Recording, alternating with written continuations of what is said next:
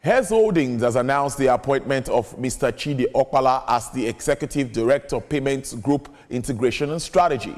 Mr. Okpala, who would be overseeing Hess Holdings technology and healthcare business sector and be responsible for driving synergies across the globe.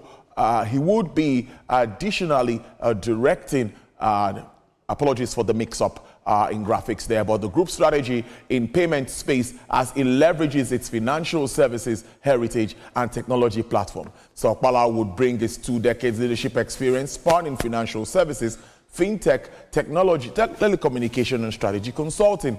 The group chair of Hers Holding, Mr. Tony Elumelu, who announced the new appointment, said Mr. Okpala embodies excellence, innovation, and dedication. And to the automotive industry, where the federal government has established 21 automotive training centers across the 6 geopolitical zones to redefine the country's auto industry. Director General of the National Automotive Design and Development Council, Mr. Wemimo Osonipin, disclosed this in Akure during a specialized training session for 50 technicians and youths in the automotive industry. Senior reporter Ayodeji Morade reports. The event, organized by the National Automotive Design and Development Council, marks the commencement of specialized mechatronics and heavy-duty vehicle training for auto technicians and youths. The training is designed to enhance skill development and capacity building for auto technicians and youths across the 6 geopolitical zones of the country.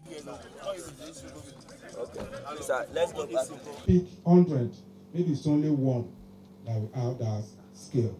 Speaking at the opening ceremony, the Director General and Chief Executive Officer of the Council, Wemimo Osonipin, stated that the federal government remains committed to ensuring the growth, development, and sustainability of the automotive industry in the country. According to him, the program aims to redefine the country's auto industry, create jobs, and improve the skills of technicians in line with global best practices. To train them on how to handle different kinds of vehicles.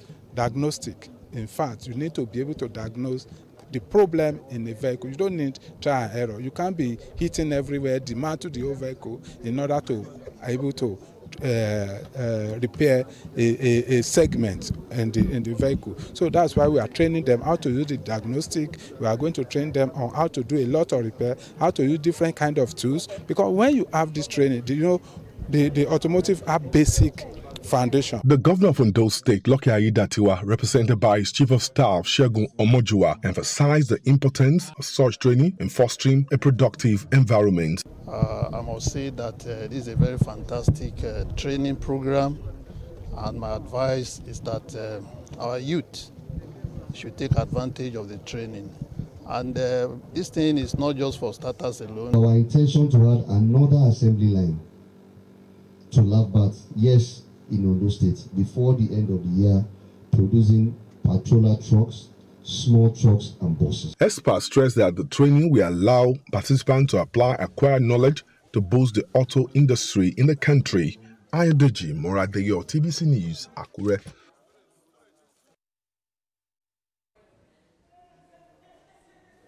All right, we take you now to the global space.